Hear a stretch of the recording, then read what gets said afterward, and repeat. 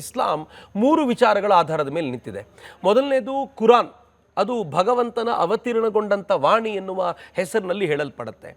ಎರಡನೇದು ಹದೀಸ್ಗಳು, ಅದು ಪ್ರಾಫೆಟ್ ಮೊಹಮ್ಮದ್ರು ಹೇಗೆ ನಡ್ಕೊಂಡ್ರು ಅನ್ನುವುದರ ವಿಚಾರವನ್ನು ಹೇಳುತ್ತೆ. ಮೂರನೇದು ಇವೆರಡರ ಆಧಾರದ ಮೇಲೆ ಆನಂತರ ಕ್ಲೆರಿಕಿಗಳು ರೂಪಿಸಿದಂಥ ಶರಿಯಾ ಅನ್ನುವಂಥ ಕಾನೂನೇನಿದೆ, ಈ 3 ಇಸ್ಲಾಂ ಅನ್ನು ಅನುಸರಿಸಲಿಕ್ಕಿರುವಂಥ ಬೇಸಿಕ್ ನೆಸೆಸಿಟಿಗಳು.